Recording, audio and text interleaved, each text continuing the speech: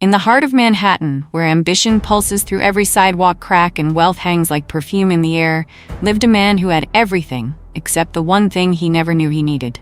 Dr. Daniel Hayes. World-renowned neurosurgeon, meticulous, brilliant, and utterly alone. His life was predictable. Patients, procedures, philanthropy.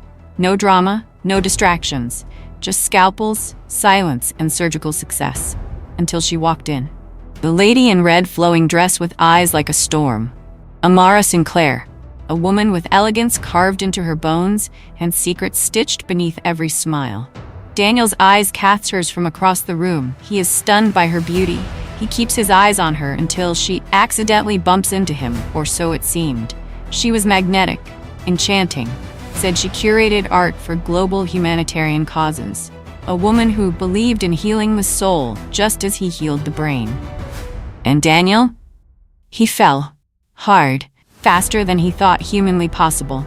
Her vulnerability was her weapon. She told him about childhood trauma, a fear of abandonment, and a longing for real love. It was all scripted, perfectly. Daniel's best friend, a fellow doctor, warns him while sipping coffee in the hospital lounge. She's a fantasy, Dan. Be careful, you don't know her. But love is louder than logic. All Daniel could hear was the sound of her name. 6 months after they met, Daniel proposed. A whirlwind romance painted in candlelight and luxury. When his lawyers raised the issue of a prenuptial agreement, Amara's eyes welled with tears. "I thought you trusted me," she whispered. "You don't sign contracts to love someone, Daniel. Love is the contract." And just like that, the trap was set. Extravagant wedding in the Hamptons. Drones can be seen fly over the venue. Celebrities, politicians, and hospital executives attend. Flashbulbs pop. The wedding was the talk of Manhattan's elite. Daniel gave her the world, and she accepted it, like a skilled thief wearing gloves. After the guests left, they were left alone in the penthouse. She glances at a locked drawer. He had no idea that behind her kisses were calculations. Behind her touch was a countdown. Daniel smiles while she gazes at him. He was so much in love with her and couldn't imagine his luck. But when he turned away, her face grew cold. Dr. Daniel Hayes had just married a woman who didn't want love. She wanted the exit. And when she left, she would take everything. If only Daniel knew what was coming for him. If only he knew. 3 months after the wedding, the air in the Hayes penthouse changed. The sweet scent of roses was replaced with silence. The excitement was almost non-existent. Amara, once all warmth and laughter, had become distant, unreachable, cold. She ignores him during dinner. Muted conversations, empty wine glasses. At first, Daniel thought it was stress. Maybe she was just adjusting. But deep down, something felt off. 3 weeks later, Daniel opens a drawer in her room and finds receipts for expensive jewelry and spa trips in his name. He hadn't authorized any. Then came the charges. Thousands of dollars gone. Jewelry he never saw, trips he never took. What is going on? Daniel thought to himself. He decides to call the bank. The banker says, "Your wife authorized these, sir?" Daniel looks confused. She had access to everything, and he had no prenup, no leverage, no clue. Daniel later overhears a call while Amara is in the bathroom. She says coldly, "He still doesn't suspect a thing. After this, I'm done." That's when it hit him. This wasn't love. This was a heist. The trap was laid right in front of him, and he fell for it. He decides to confront her. "Who were you talking to last night, Amara?" Daniel asked calmly. "Oh, Daniel. Are we doing the insecure husband act now?" She turned the tables, gaslight him, accused him of being controlling. She became very cold. It was as though he never knew her. Days later, she made the killer move. Daniel is served divorce papers on his hospital break. Bold red letters, irreconcilable differences. Daniel looks at the papers, didn't say a word. He thought of letting hell loose. Then he thought to himself, he needed to be more strategic. In the court filings, Amara accuses Daniel of emotional abuse and narcissistic manipulation. Claims he was obsessed with control. She told the court he isolated her, controlled her finances, manipulated her. No evidence, but plenty of tears. And the court listened. His spotless reputation shattered. Sponsors pulled out. Speaking engagements canceled. She wanted half of it all, the penthouse, the private clinic, and shares in the biotech investments that Daniel built from the ground up. Daniel also discovers her lawyer is from a firm that once represented a billionaire she briefly dated. This was planned. This wasn't just a divorce, it was a professional assassination. Daniel in his office, pacing. He calls a private investigator. Says only one thing: find everything. Who she is, where she came from, and what she's done before. And what the investigator found changed everything. Amara Sinclair wasn't her real name. She was born Amanda Delacroix. Changed her identity 5 times in 10 years. She had married and divorced 3 wealthy men before Daniel. Each one destroyed. Each one broke.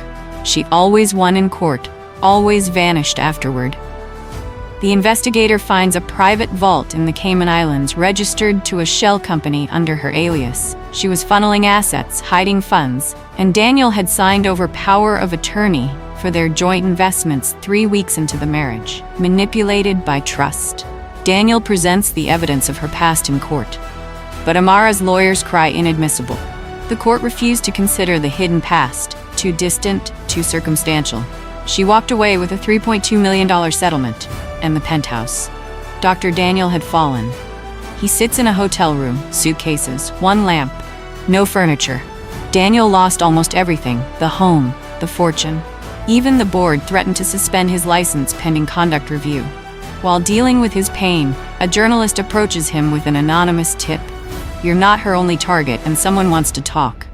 It was a former fiancé of Amara's. He had escaped her. Barely.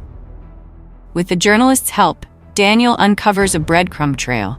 Hidden accounts, staged abuse allegations, and one major mistake. She had used her real mother's maiden name to open an account. 2 weeks later, Daniel gets a meltdown and burns a photograph of their wedding, as he then sits on the floor and passes out. When he came around, he smiles for the first time in months. That's when Daniel stopped mourning and started calculating. Daniel, in a dim-lit garage, opens a laptop. An encrypted file opens. Blueprints, account numbers, Amara's alias web. If Amara thought the game was over, she didn't realize the man she betrayed was a surgeon. And surgeons don't panic, they operate. Daniel is in a small apartment. Stark, walls bare, but in his eyes, fire.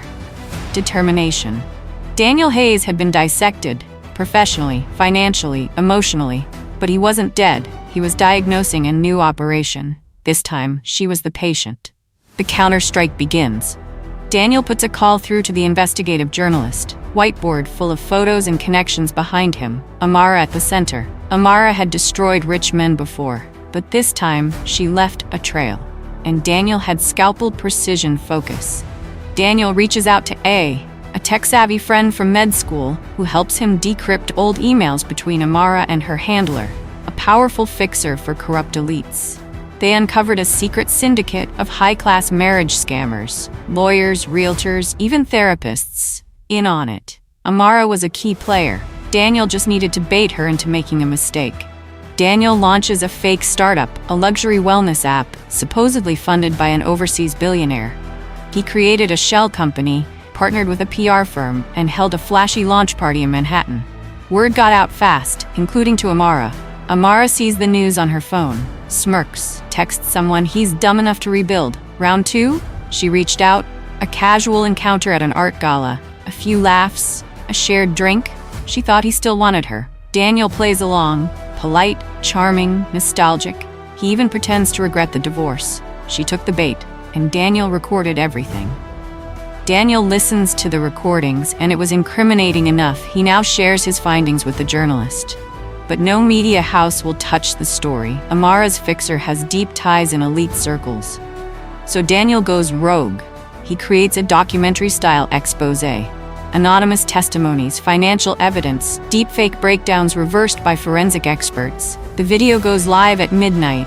The beautiful con goes viral. Within 48 hours, the internet explodes. Former victims come forward. Reddit sleuths dig deeper. Even international tabloids pick it up. A woman in Spain identifies Amara as Nina Laurent, a grifter who faked a pregnancy to scam her brother-in-law out of 400,000 euros. The law begins to close in. Daniel schedules a meeting with a federal prosecutor. He hands over a full dossier: offshore accounts, fake IDs, hidden camera footage, and shell corporations. This time, Amara had crossed state lines. Wire fraud. Identity theft, conspiracy. The authorities had enough to open a multi-jurisdictional case. Amara is mid-lunch at a luxury bistro when FBI agents close in. She laughed until she saw the warrant. Her face dropped. For once, Amara Sinclair had no script. "You will have your day in court," an FBI agent told her. In court, Amara's fixer tries to pull strings, but Daniel had secretly recorded the fixer offering him hush money. That audio went public. The fixer's career incinerated. Federal cases launched across 3 states. During deposition, Amara is caught lying under oath. The prosecutor leans in. "Ma'am, do you know what perjury carries in federal court?" She broke, turned on her network, testified against everyone to get a deal. But she forgot one thing. Daniel had filed a civil suit before her deal was signed. A judge overturns the original divorce ruling, declares it based on fraud and deception. All assets frozen, most returned. It is a beautiful Monday morning. Daniel walks through his old clinic, greeted by his staff. Applause, smiles. He's been reinstated as chief surgeon. He didn't just get his fortune back, he got his name back. The clinic reopened. Speaking offers returned. Even the media gave him a new nickname, the doctor who out-diagnosed a con. Later that evening, Daniel is at a quiet cafe. He sits alone, calm. A young woman walks up, asks for a selfie. She says her brother almost fell for a similar scam, but Daniel's video saved him. Not all scars are visible, but Daniel's cut had purpose, and the scalpel that once saved lives had now saved justice. Daniel opens a laptop. His wellness startup is now real. Investors pouring in. He smiles. They thought he was finished. But Daniel Hayes wasn't a victim. He was a surgeon who performed the most precise operation of his life. Justice isn't always loud. Sometimes it operates in silence. Daniel sips his wine. He knows the cartel Amara worked for were still watching him, but he wasn't sleeping. This time around, he plans to control the narrative, get stronger, gain power.